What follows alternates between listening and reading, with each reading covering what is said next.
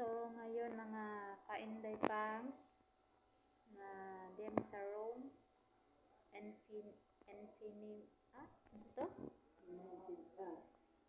Infinary sa infinary room na admit siya si pangs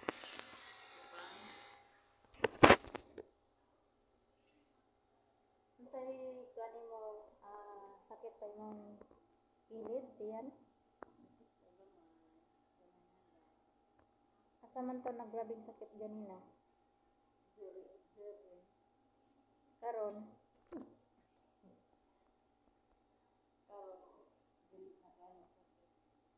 kay natuko ka naman siya sa nang medicine sa dextrose. So musta ang gibati lahi ra sa una karon auto ni agi.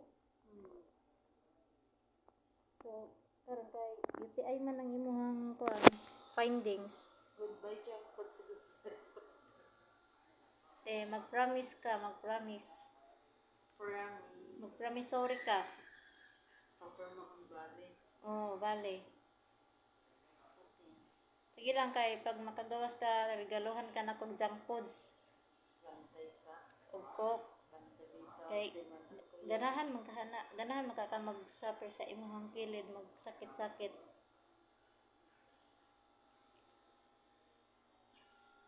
Mana siya mga kainday pangs. Dito sa pag first na mo pa-check up dito sa Agusan,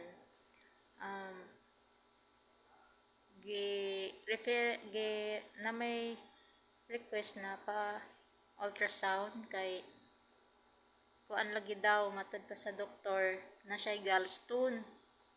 So kay ingon lagi niya nga nagsakit ang right upper niya sa kilid. Nagsige nagsakit mga kainday pangs 8 days na karon. So nabalaka naman ang yang parent ikuha didto, so niabot diri sa Lianga sa Surigao del Sur. Pag laboratory sa yang ihi og dugo, ang findings mga kainday pangs is UTI. So gi-admit siya kay tagtaod ng sakit ang iyang tiyan tungod sa taas na ang iyang UTI.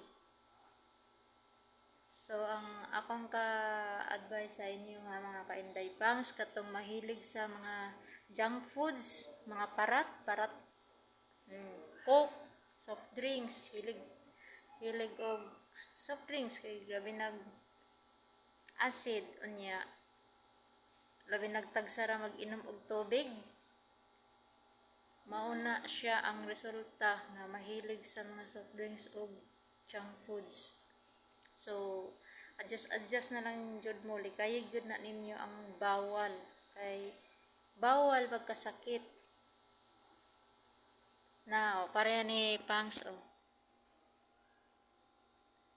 napay tukukan og dextrose mangurog ang kamot pero makakaon og junk foods abti kayo ay kurog-kurog kamot.